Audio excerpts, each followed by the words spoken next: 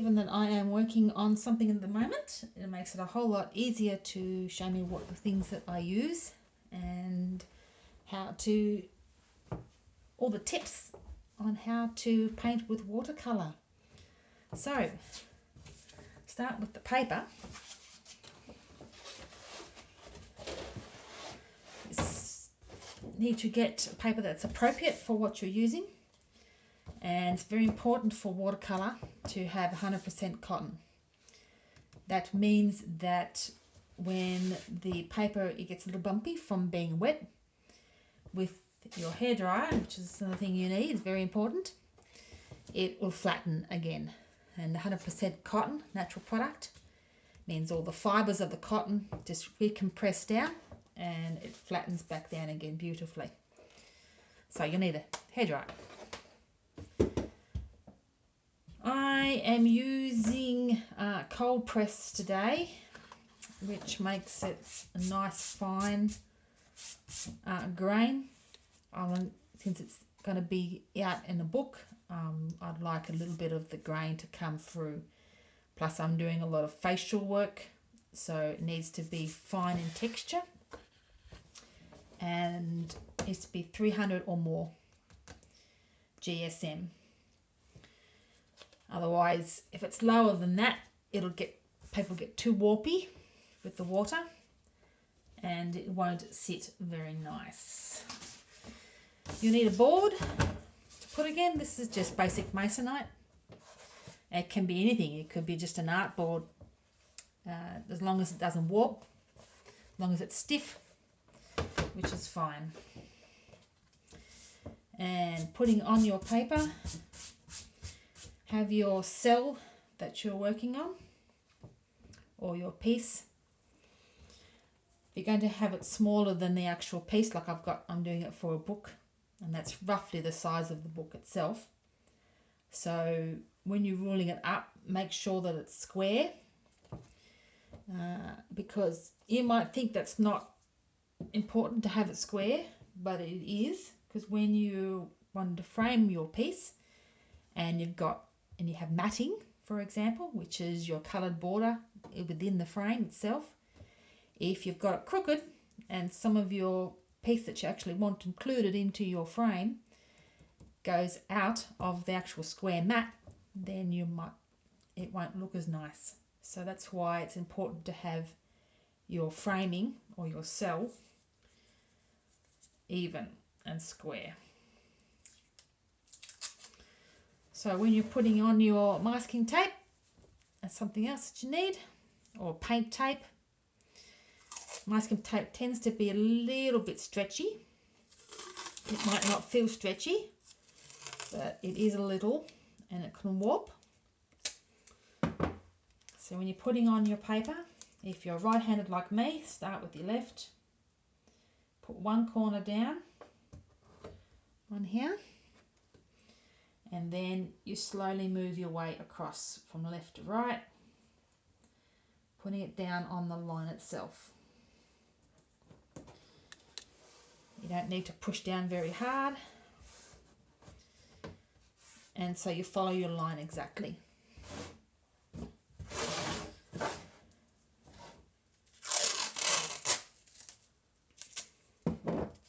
This gives you a nice edge with your paper, and masking tape's pretty good to stop the bleeding, which is bleeding from underneath your paint.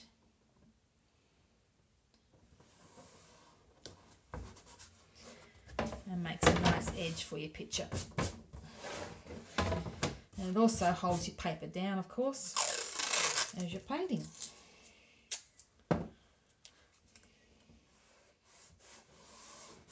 That is ready to go. It's nice to have a little piece at the top because you can do your tests up there for your colours. And that is ready. Okay. Of course, you'll need your paint. You've got Art Spectrum, Move. So that's pretty straightforward. You get to know the colours. It's very handy to have a colour recipe book, so that it tells you how to mix colours and what goes with what and how to make colours. That's really handy to have. Right, pencils. You can use your standard pencil, but I like to use graphite pencil. It has a little symbol there, which is a little paintbrush. Now this is quite a dark piece. If you can get a lighter one than this, because this one is quite dark, and your light colours in particular can get quite muddied. So you need to rub it out before you can even start. So if you could get a light graphite pencil, that will be good. And the good thing about these pencils is they dissolve in your water or in the paint.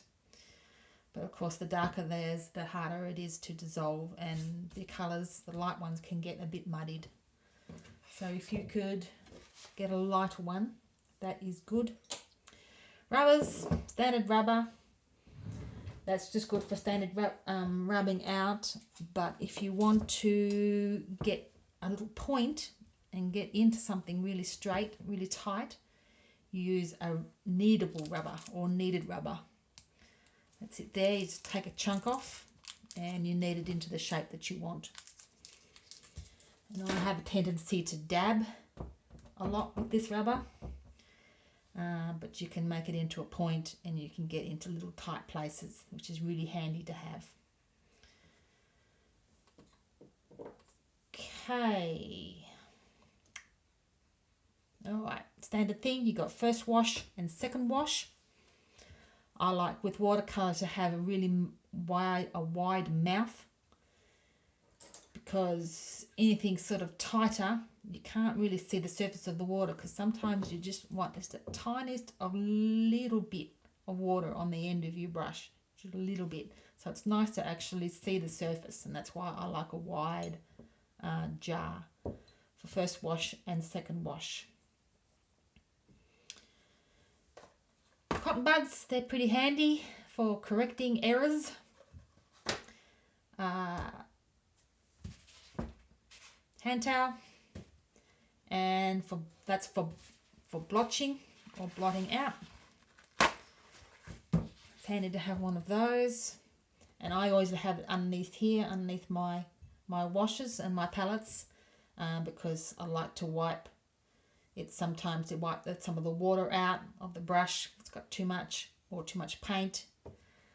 You can do your test, of course, at the top of your paper with your test up there. You can get rid of some of the water out on that as well. Brushes, you're going to learn which ones you like, which ones you don't.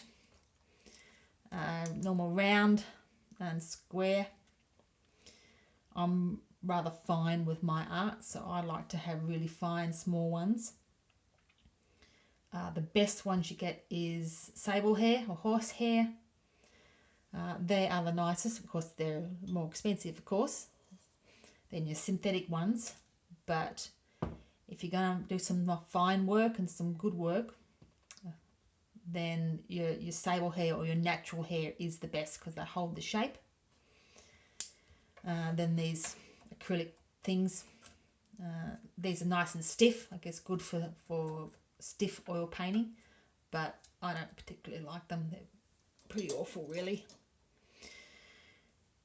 Paintbrush care. Never push down like this. Don't go like that, like a child would. With your brushing, in the water is fine. And then blot out the water by stroking backwards on your blot paper. That puts the point back on, and either sit it in a jar or lie it down. Never leave your brushes sitting in your water like that. That's a no-no. That'll destroy your bristles. Palettes. Watercolour and oils. I like to get your enamelled palettes or your porcelain. Don't bother with the plastic ones, because they can deteriorate, and your particularly your watercolors can slowly seep into the plastic, and it's just a waste of time really. These are old. I got these from one of my uncles, but small and compact is better, because when you're working with oils in particular, you get a container, and you actually put your oils in water, and that keeps your oils for when you're going to be painting next. You don't do it for watercolor, of course, because you'll lose all your colour. But don't get it too big, but just like a flower design, I think they're popular at the moment. But make sure it's the porcelain cover, because they're easy to clean and they don't deteriorate, and the paints don't get caught into little cracks and crevices and things. With watercolor, you can just use a plate as well. Yes, it's plastic, but when you're just doing something quick, this is pretty easy, as long as it's white so you can see the color. And these old barbecue plates, it's got rough surface at the bottom, which takes your paints and holds it in the right spot. So I use that as well, but I much prefer the porcelain one. I think that is it for all of your gear. Now, this is a piece from Dad's Weird Frown. It's the second last one. And as you see, I have done a little bit there already. Now with watercolour, it is dark on light. So you do all your light colours first, and then you place the dark over top. With oils, it's the opposite. You do your dark colours first, and then your lights layered on top of that. Make sure your hands are clean for moisturisers and soaps and things like that. And when you're cleaning or you're brushing away your rubber, remember to brush away from your paints so you don't get any rubber bits into your paints. So you brush this way. And remember to use your bottom of your hand. Don't get in the habit of doing this, because sometimes if you're a lady, you'll be wearing nail polish, and your nail polish will rub off onto your work. Learn that hard way. So remember to sweep this way, away from your paints, and use the bottom of your hand. And you will be surprised how much stuff gets onto your work as you go.